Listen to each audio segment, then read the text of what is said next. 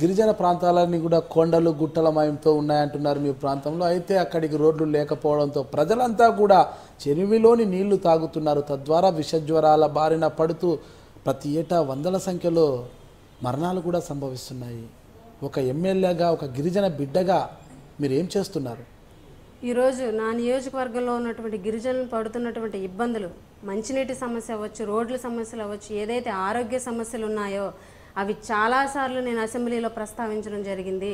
Last అసెంబ్లీలో కూడా గిరిజనులు ఎదుర్కొంటున్నటువంటి సమస్యలు ఫోటోలతో ఆధారాలతో సహా చూపిస్తే ముందుగా ప్రశ్న ఏమని వేసామంటే గిరిజనులు ఎదుర్కొంటున్నటువంటి సమస్యలు అసలు ప్రభుత్వం దృష్టికి వచ్చిందా అని ప్రశ్నించడం జరిగింది. దానికి మంత్రి గారు మా దృష్టికి రాలేదు అని చెప్పారు అని అంటే ఈ ప్రభుత్వం గిరిజనుల పట్ల ఎంత చిత్తశుద్ధితో ఉందన్నది ఆ రోజు జవాబు చెప్పినప్పుడే అర్థమైంది. అయితే నేను ఆధారాలతో సహా నా గిరిజనులు ఎదుర్కొంటున్నటువంటి సమస్యల్ని స్పీకర్ దృష్టిలో, సభ దృష్టిలో, మంత్రి దృష్టిలో పెట్టినప్పటికీ కూడా చీమ కుట్టినట్టు కూడా ఈ ప్రభుత్వం వ్యవహరించలేదు అని అంటే నిజంగా చాలా బాధపడుతున్నాం. గిరిజనులు అంటే మొన్న జరిగినటువంటి ఎలక్షన్లో 7 నియోజకవర్గాల్లో 6 నియోజకవర్గాలు వైఎస్ఆర్ కాంగ్రెస్ పార్టీ గెలుచుకుంది అంటే గిరిజనులు వైఎస్ఆర్ కాంగ్రెస్ పార్టీ వెంట ఉన్నారు అన్న దురుద్దేశంతో గిరిజన సమస్యల మీద కనీస దృష్టి పెట్టకుండా మేము ఎన్నిసార్లు గిరిజన ఎమ్మెల్యేలు అందరం కూడా గొంతు చించుకొని గిరిజనులు ఎదుర్కొంటున్నటువంటి సమస్యలు సభ దృష్టికి తీసుకొచ్చినప్పటికీ కూడా ఒక్క సమస్య కూడా ఈరోజు గిరిజనులకు సంబంధించినటువంటి సమస్యలు ఒక్క సమస్య కూడా నెరవేర్చినటువంటి దుర్మార్గ పరిపాలన ఈరోజు చంద్రబాబు నాయుడు గారు పరిపాలిస్తున్నారన్న సంగతి మీ ద్వారా మేము అందరికీ తెలియజేస్తున్నాము. అయితే ఈరోజు ఈ ప్రభుత్వం గిరిజన సమస్యలు నెరవేర్చకపోవచ్చు.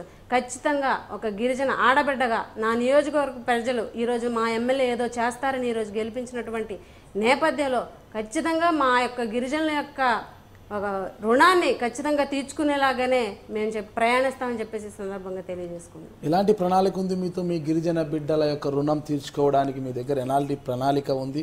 మీ ప్రణాళిక ఏమిటి? అసలు సమస్యలు ముందు తెలుసుకుంటున్నామండి. దానికి సంబంధించి మండల స్థాయి నుంచి అలాగే గవర్నింగ్ బాడీలో అలాగే జిల్లా స్థాయి మీటింగ్లో, జిల్లా పరిషత్ మీటింగ్లో వాళ్ళు ఎదుర్కొన్నటువంటి సమస్యలన్నీ కూడా లేవనెత్తాం. 10 సార్లు చెప్తే 20 సార్లు చెప్తే ఒక్కసారన్నా నెరవేరుతుందన్న ఆశతోటి ఈరోజు పోరాటం సాగిస్తున్నాం. ఖచ్చితంగా వాళ్ళకి న్యాయం జరిగే వరకు కూడా మేమందరం కూడా పోరాడతామని చెప్పేసి మీకు తెలియజేసుకుంటున్నాం.